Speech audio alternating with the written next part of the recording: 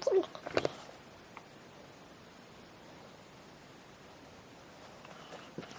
Vlogmas. It's Vlogmas day 3. Today we're going to be looking at my December TBR. These are all the books that I would like to read in the month of December. Let's get into it. Theme for the genre of December is fantasy. I am focusing on reading fantasy this month.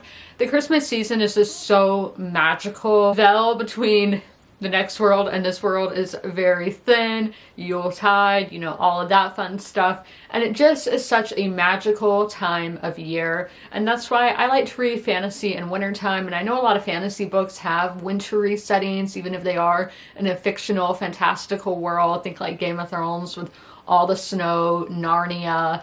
I don't know why. Snow is just very magical, and I have not seen snow in 2 years. It is something magical for me. I'm not sure exactly what kind of setting these books that I'm going to be reading this month are going to be taking place in. Also, my book club, I'm not 100% sure what book we're going to be reading yet. I am waiting for the results on the poll, and that if you want to join all that, it's on the community tab. I haven't done an official announcement yet. First book we have is one that I got in the subscription box, and it's actually by an author that I have read from before, and that is The City of Dusk. This is Darkness Falls, God's Rise by Tara Sen. This is the first book in a fantasy series, and it is a chunky one, but luckily there is an audiobook for it. Sometimes with fantasy, I have to do the audiobook because there will just be all these names of locations and of people that are not names in our real world, and I'm like, oh my gosh, I have no idea how to pronounce any of this. So an audiobook can be so helpful, and it's nice to read along because you don't want to get lost when you're reading these big chunky books with lots of world building. I want to be as immersed as possible. Heirs from 4 noble houses with divine powers form a tenuous alliance to prevent their kingdom from descending into war. Dark epic fantasy with dying realms, rebellious rogues, and sacrifices. I haven't heard much about this book. Maybe it will be something new and refreshing for me. Next one is probably the one I'm most excited for. This was one of a lot of people's favorite books of 2023, and those lists, they always usually produce pretty good books, and I've heard this one is very genre bending. I've heard it's romance, I've heard it's fantasy, I've heard it's a lot of different things, but that is The Very Secret Society of Irregular Witches by Sangu Mandana. I love this cover. It's just so fun and cutesy and whimsical, and I've heard this isn't really like Halloween witchy, that you can read this any time of year and you're not going to get those Halloween vibes. The characters just happen to be witches. This warm and uplifting novel, an isolated witch is drawn to a remote and mysterious house, where she becomes entangled in the lives of its inhabitants and discovers the possibility of belonging.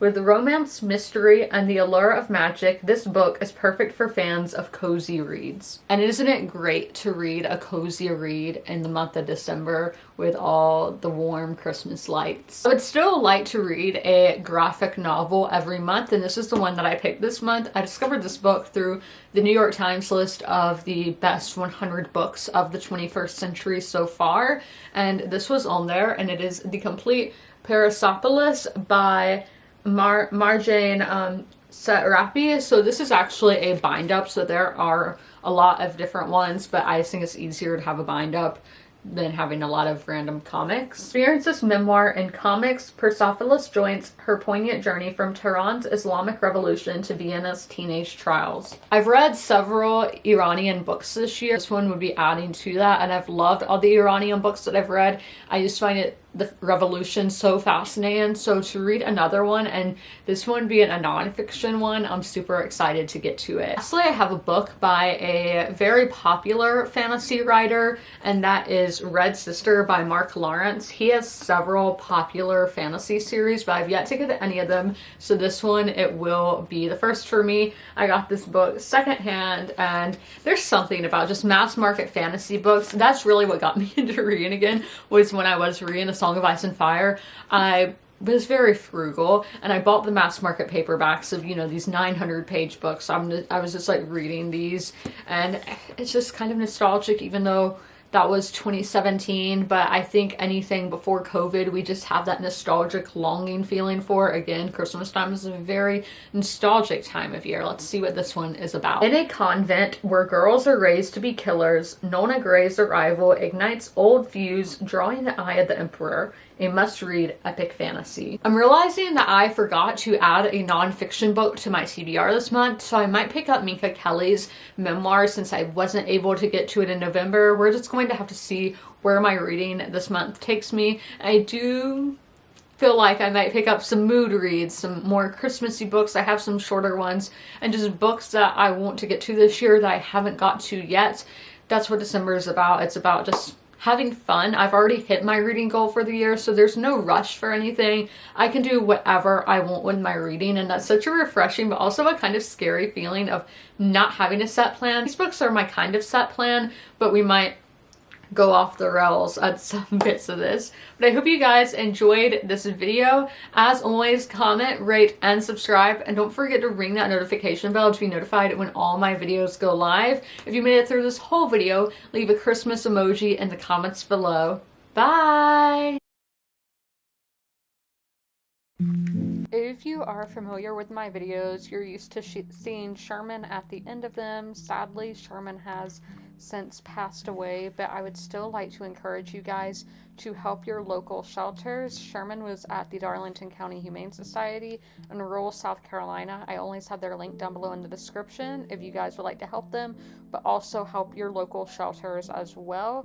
You can do that by donating, sharing posts like this one, volunteering, fostering, and adopting, which it's great to do all of those things. Great to help your community, great to help the animals in your community, and I cannot recommend it enough. All of my pets were rescues, they were strays or from animal shelters, and I love them so much, and I know how much love they can give, so knowing these pets at the shelter can equally give that much love, it's amazing. And y'all should totally take part and help out those local animal shelter pets, and please help them.